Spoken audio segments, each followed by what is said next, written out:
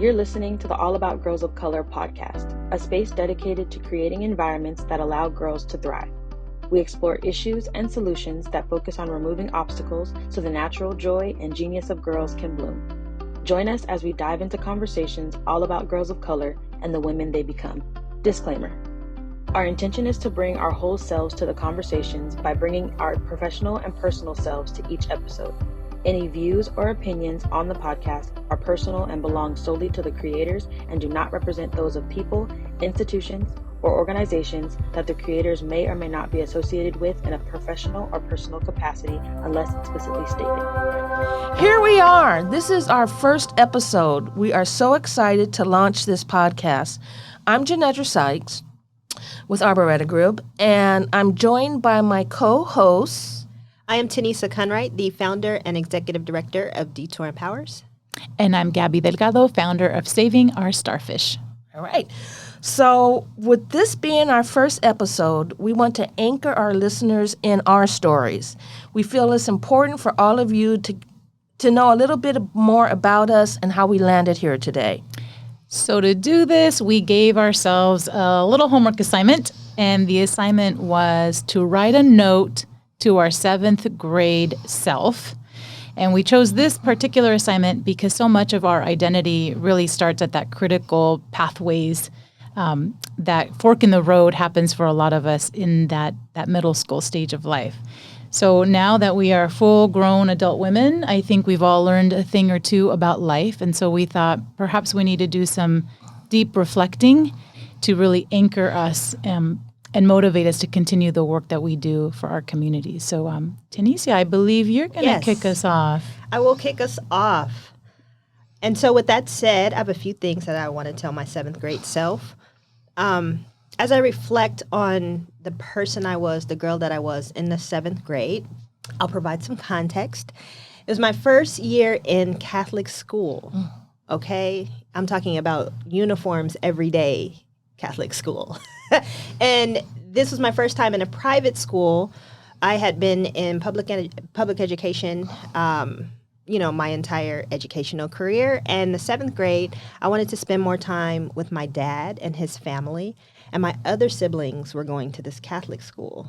So I thought, I'm going to say I want to go to the Catholic school so I could spend more time with my dad. And that is what ended up happening. And it was very, very different for me. And I felt like I did not belong. I was the only black girl in the class. There was one other black boy, and we were the only 2 black kids in the entire class.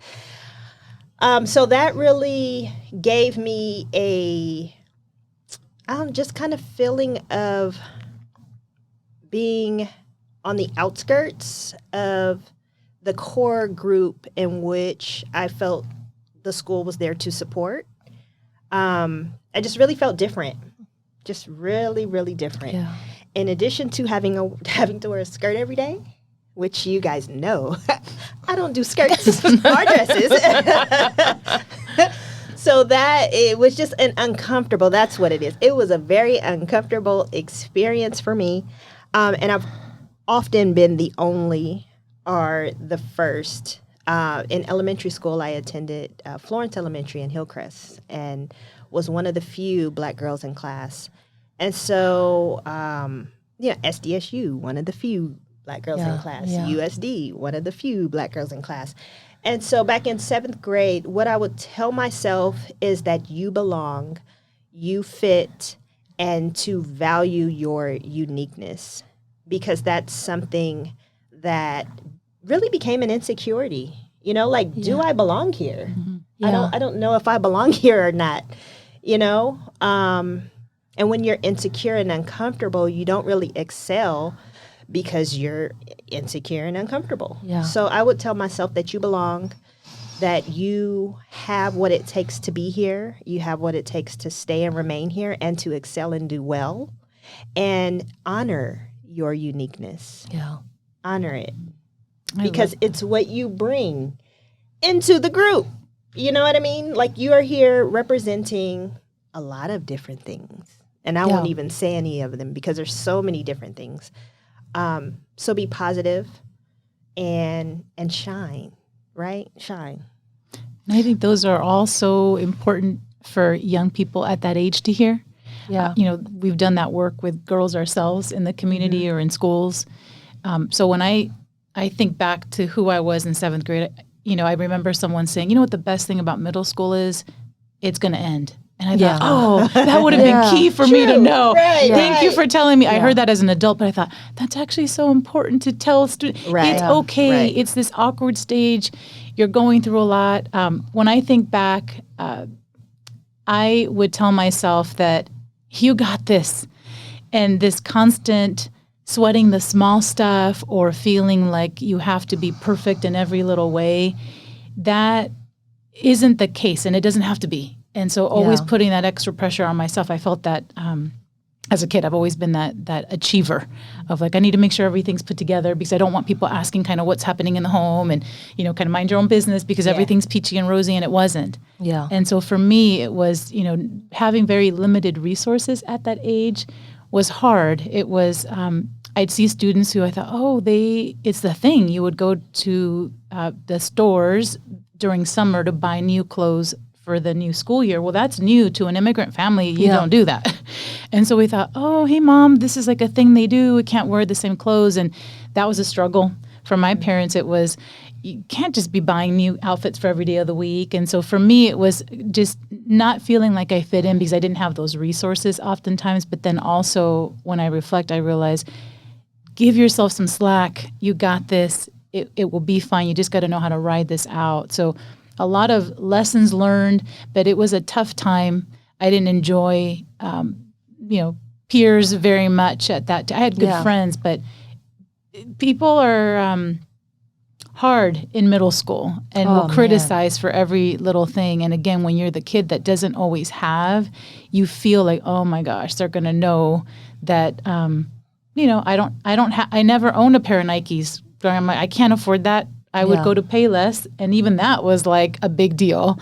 And, kind of feeling embarrassed at times that we didn't have resources, so trying to hide that.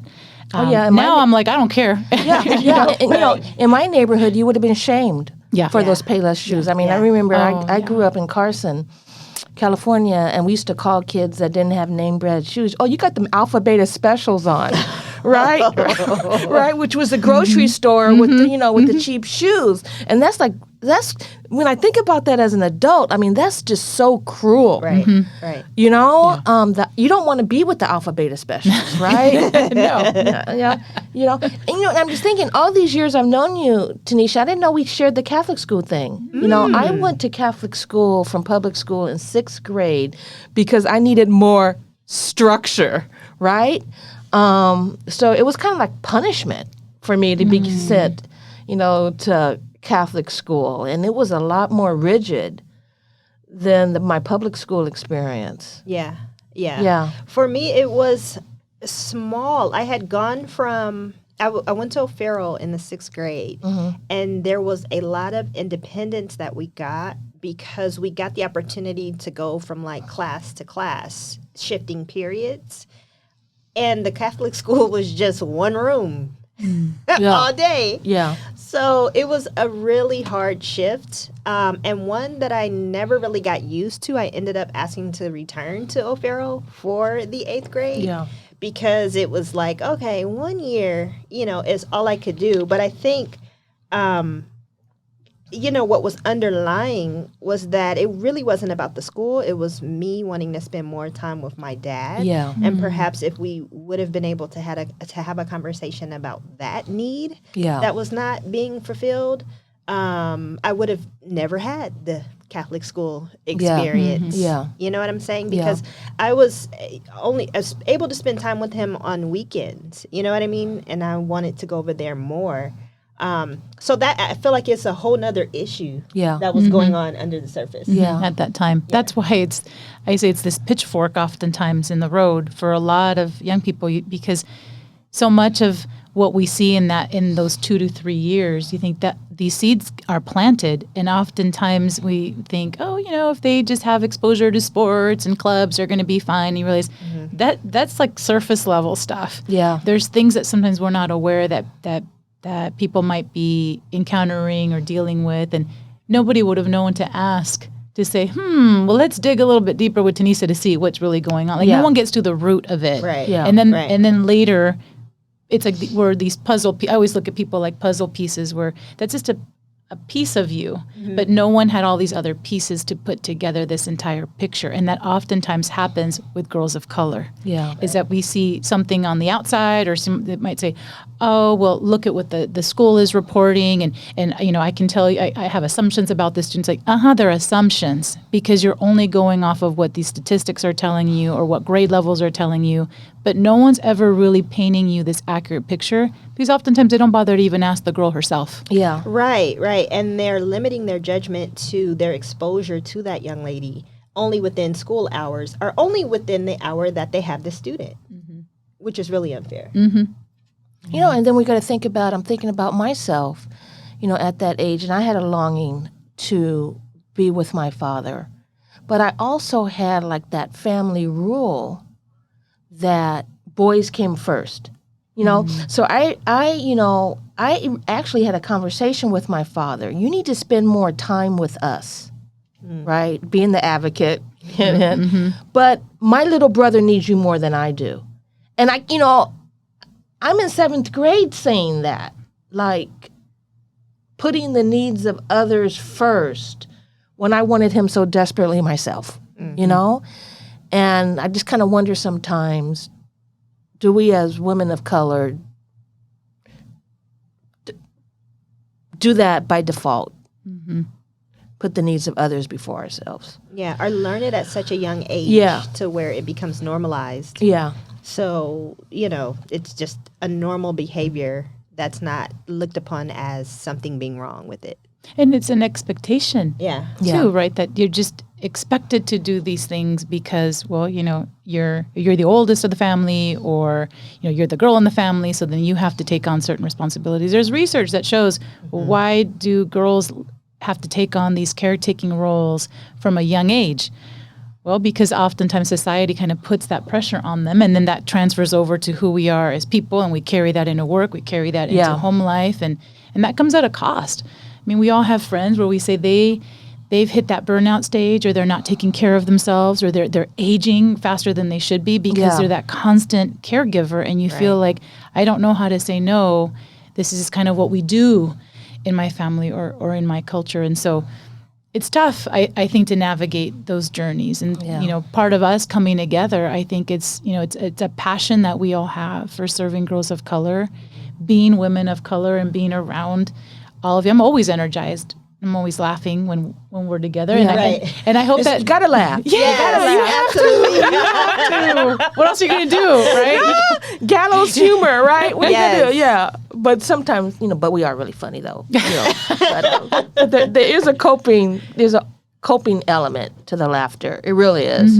But I think this, like something like this, for other women of color and people who are not women of color, to just hear, just learn a little bit about our stories and who we are, so that there isn't this judgment, or there isn't this different expectation that we are sometimes held to, where it's not across the board for everyone. Yeah. And just understanding us.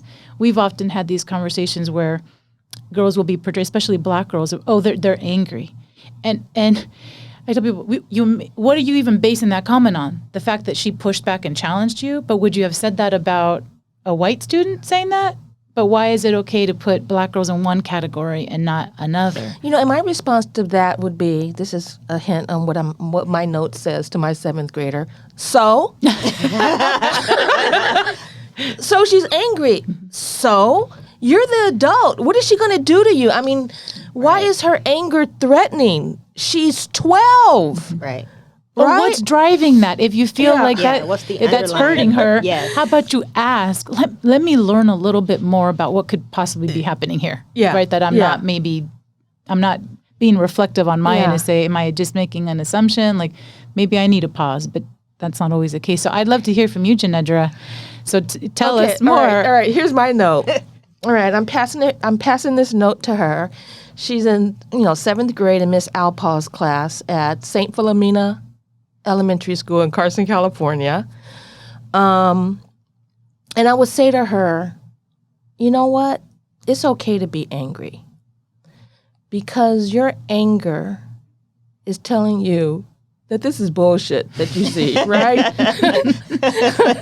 Right? And you're going to need that skill when you're grown to be able to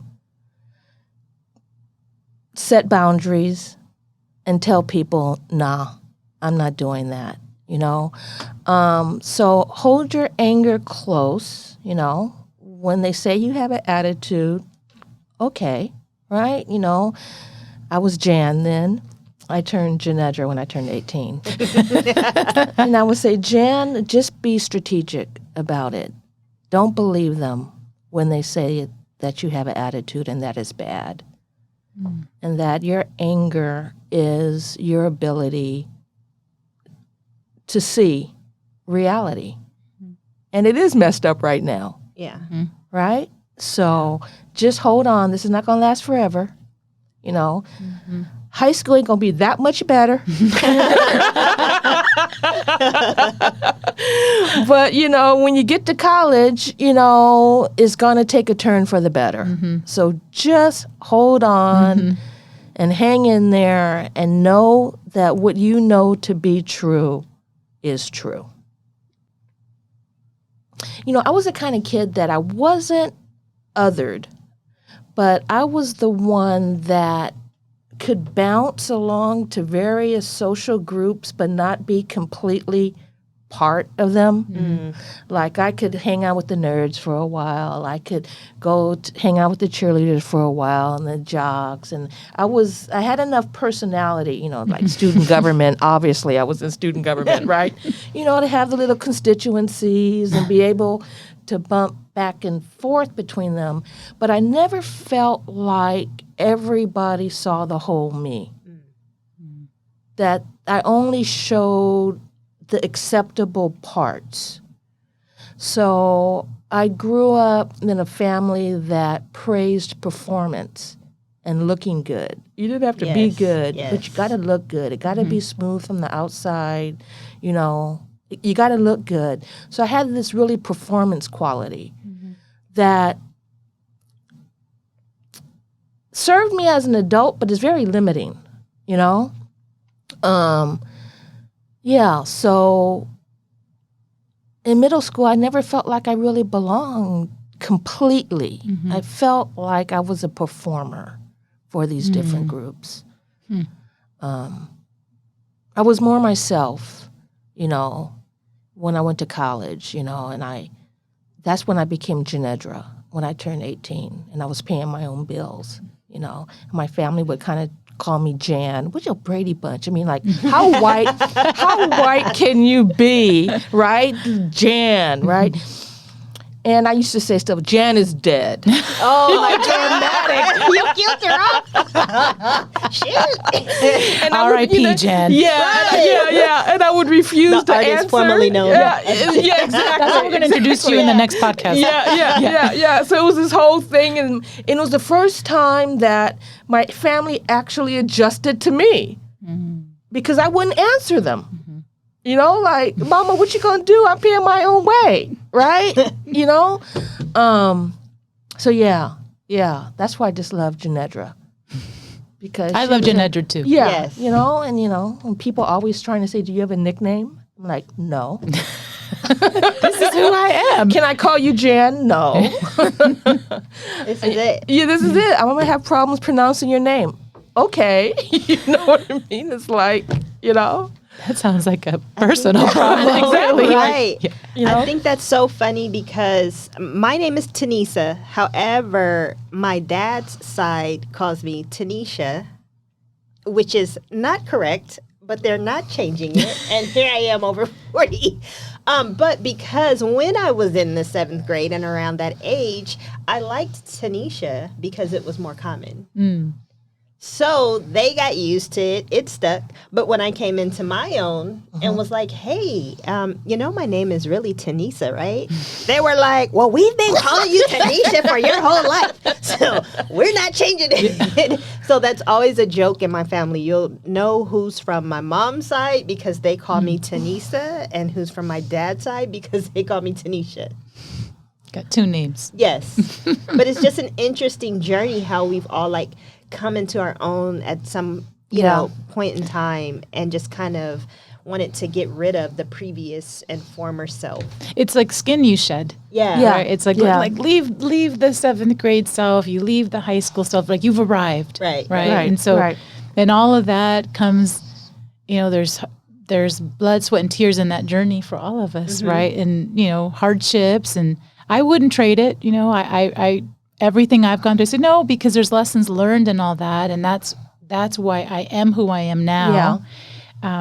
It would have been nice to have some dedicated mentorship geared towards navigating the world as a woman of color. And when I look back now, I think, oh, where would I have arrived at a different place in my career had I received that support early on? Or, you know, what would it have turned out to be? I mean, I've done pretty well for myself. I'm not, you know, trying to tell a sob story. I'm happy, but I also wonder, how could it have been differently if I had exposure to these women mentors? I always had good friends, but, you know, friends they're your age typically. Yeah. So that's why I've always gravitated towards women of color to say, well, okay, you know, you can probably, you know, drop some knowledge where I could benefit from that and help me grow. And oftentimes the world isn't set up for us to have that naturally. I feel like we have to go out of our way. But you know, we shed skin on this journey.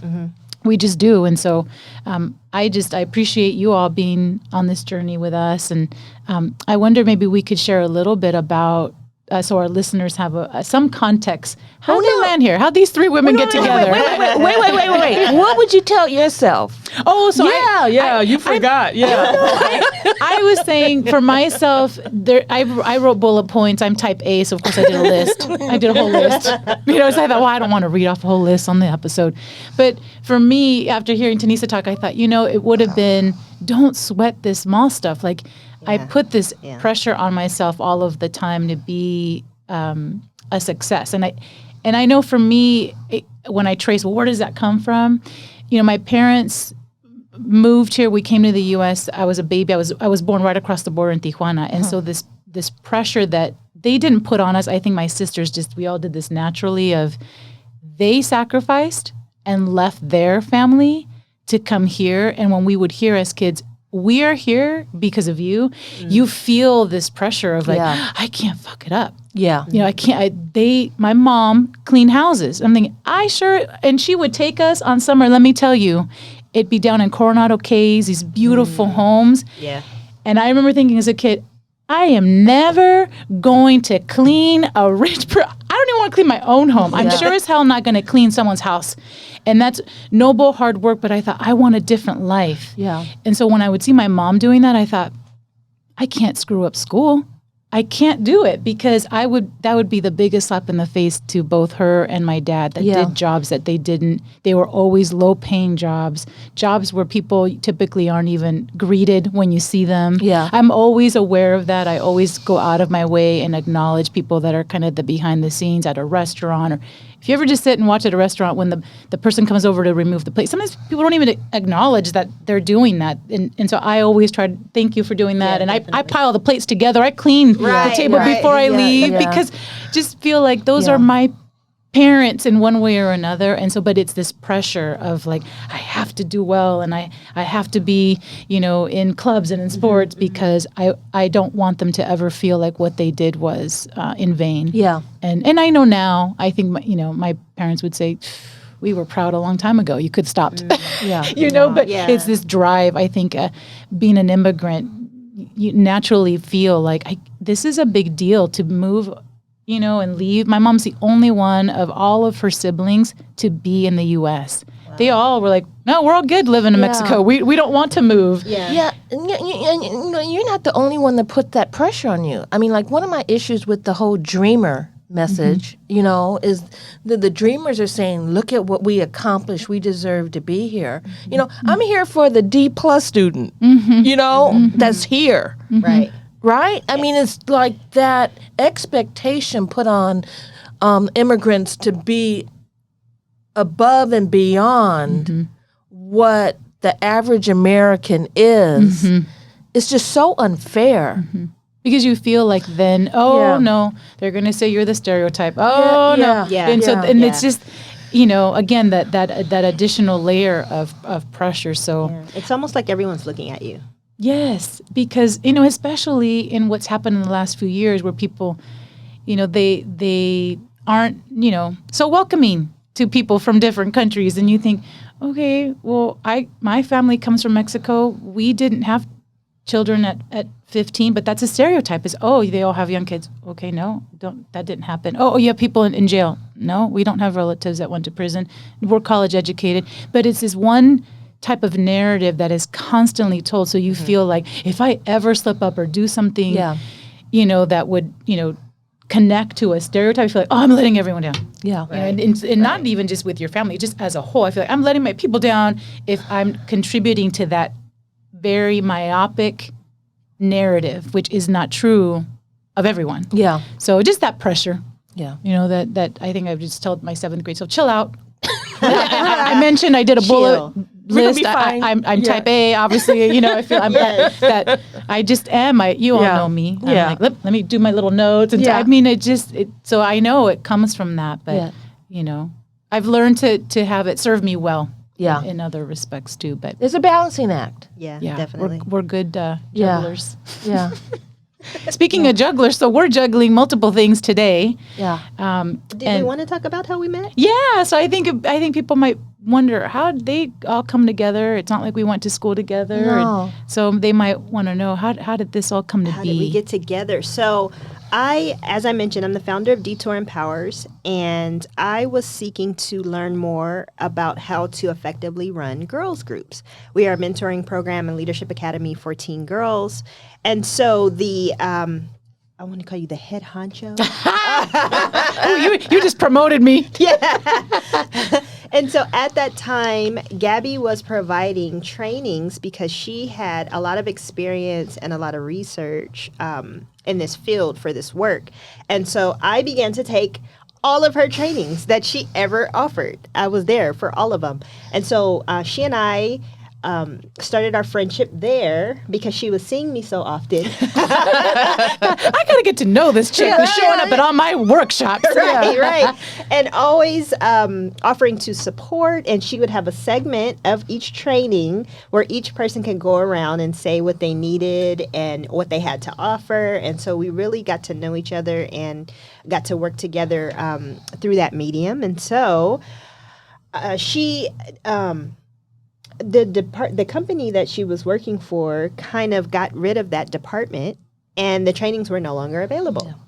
And so like about a year or two later, I was like, Gabby, hey, we need to bring back those trainings because they were very valuable to me. And there are people out here that need those trainings, and we're a community, so let's bring it back.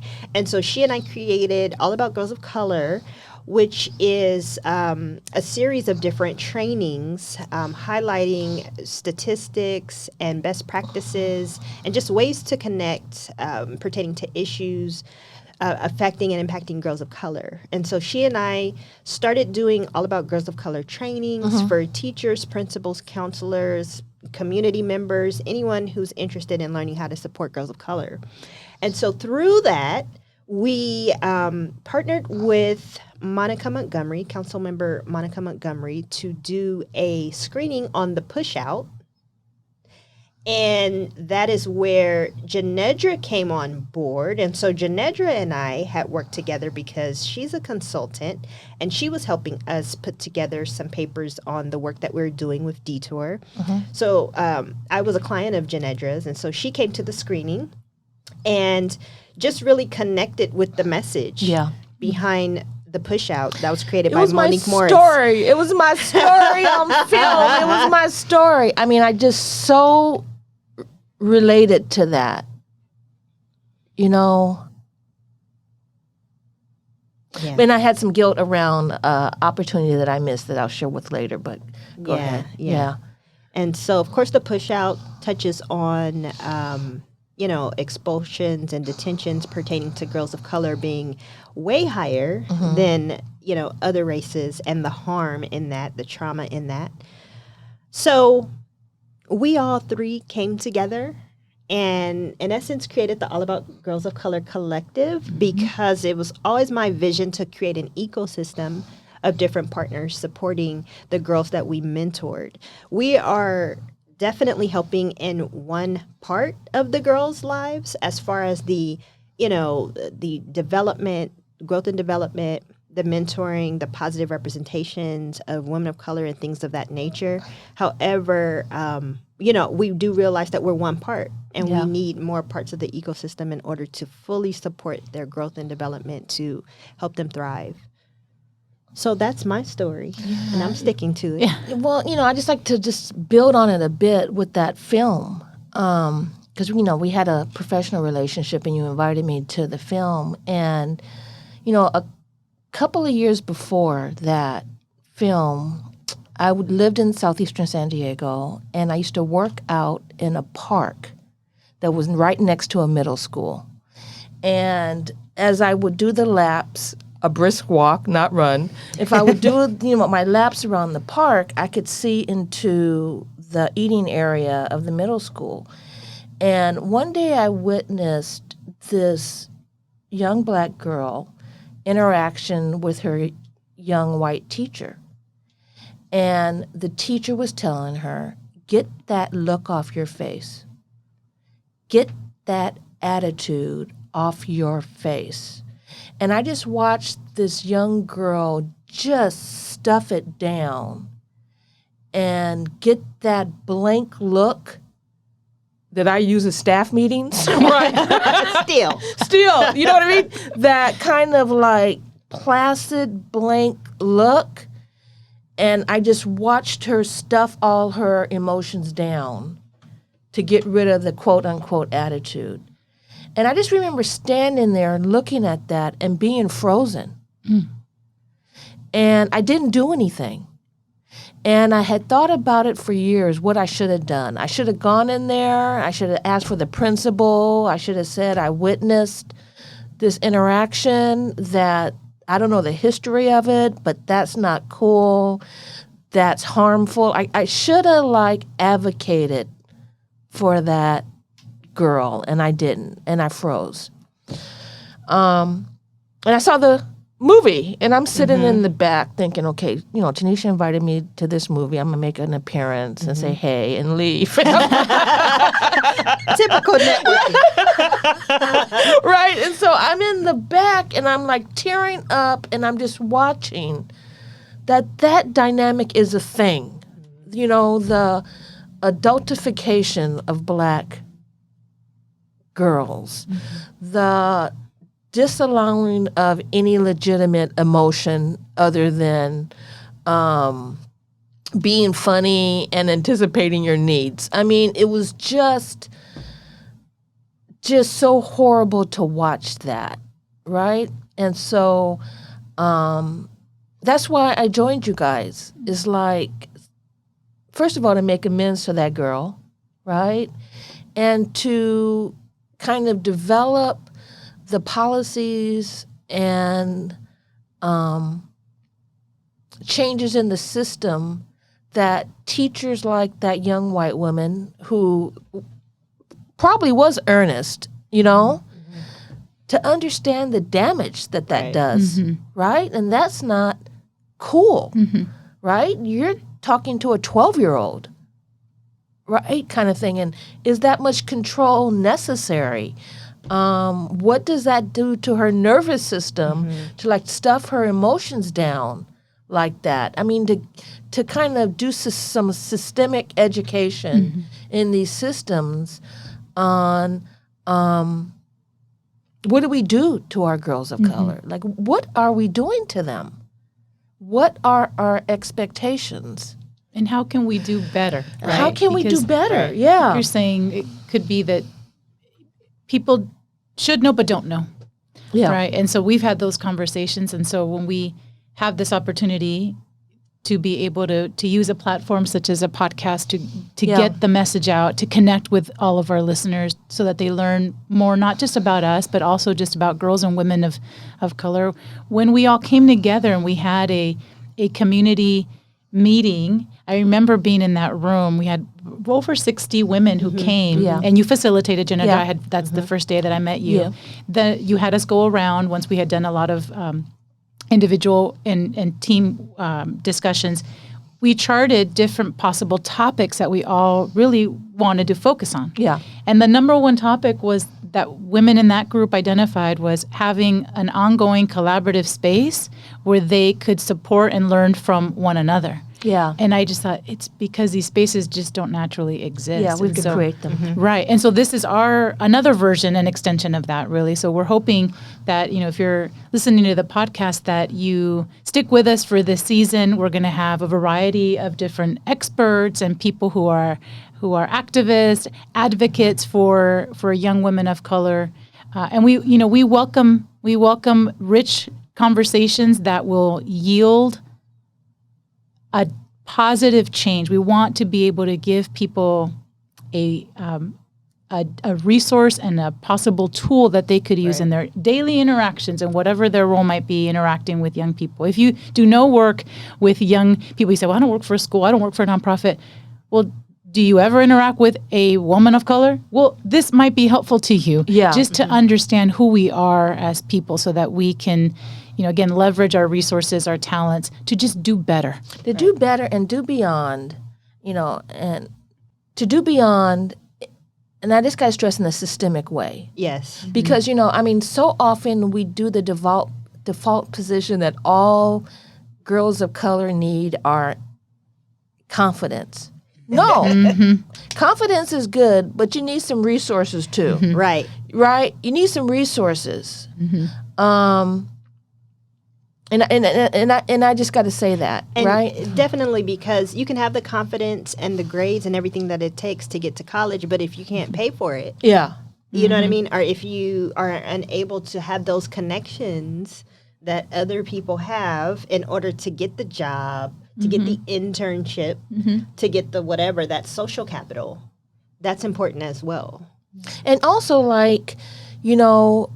being a student in middle school, high school with a 3.5 GPA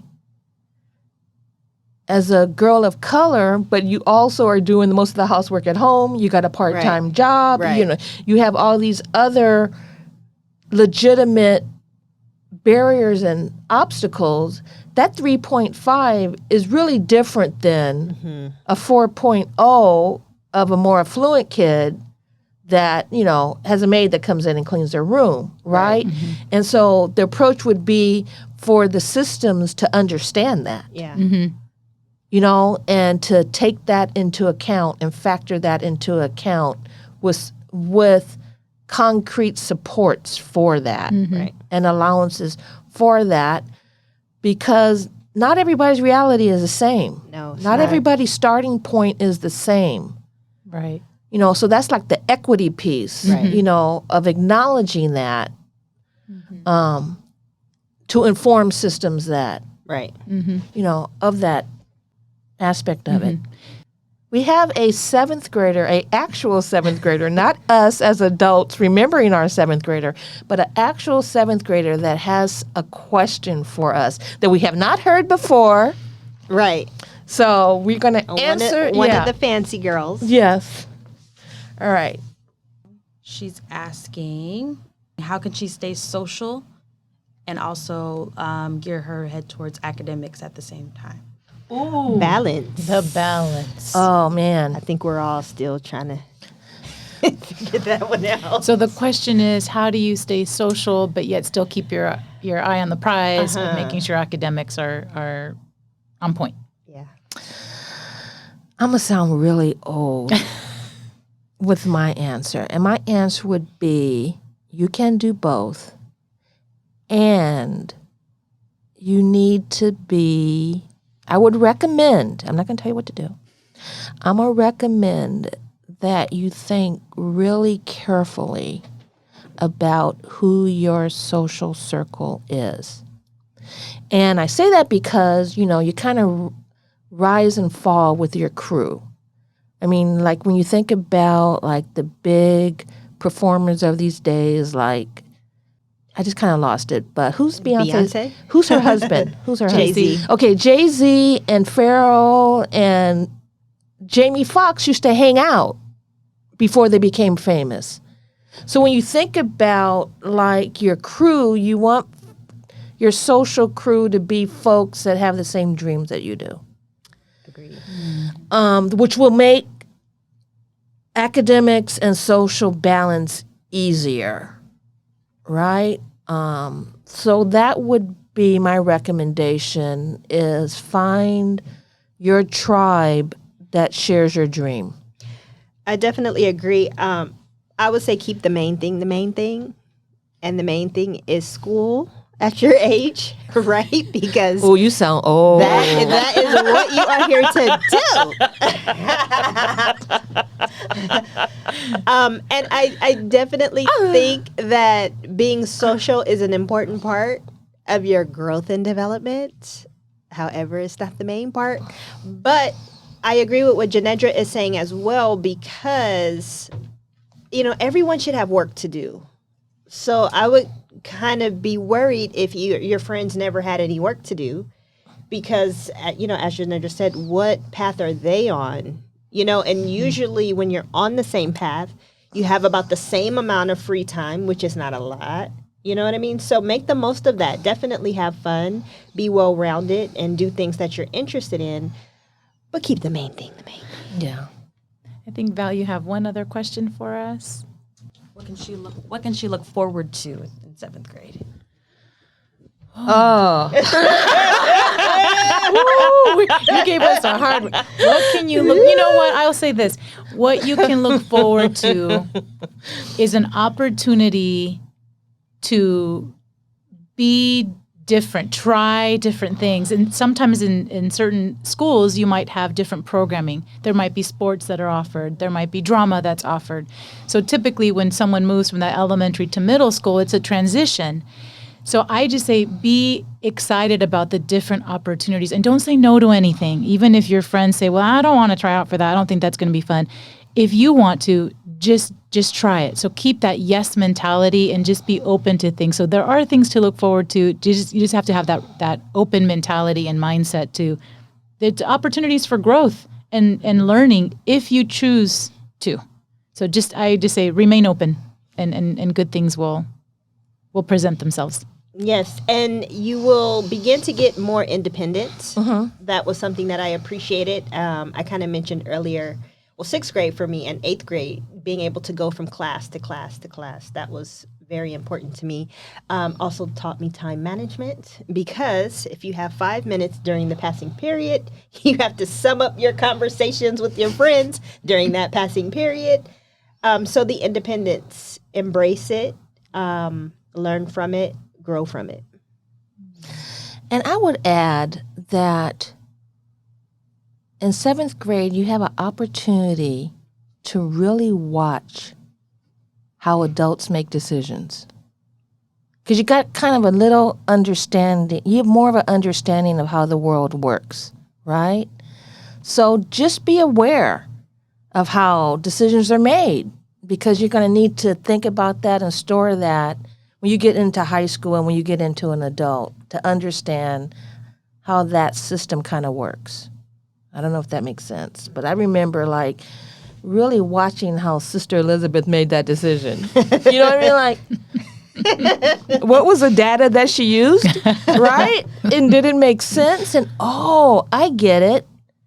What Father thought is the most important thing in her decision, not the facts of the situation. Okay, now now I get it, right? So it's you could kind of see how decisions get made, which is really an important thing to understand how that process works. That's what I would tell them. Nice. Well, thank you to the 2 young women who volunteered to pose questions. We hope that they find our answers fulfilling. If not, we invite them to have a conversation with us. So on behalf of the All About Girls of Color podcast, I'm Gabby Delgado. I'm Tinesia Conwright. And I'm Jandera Sykes. Thanks for listening. This podcast is made possible by the California Commission on the Status of Women and Girls. Additional sponsors include San Diego County Employees Charitable Organization. You can access all episodes and connect with us via email at allaboutgirlsofcolor.com.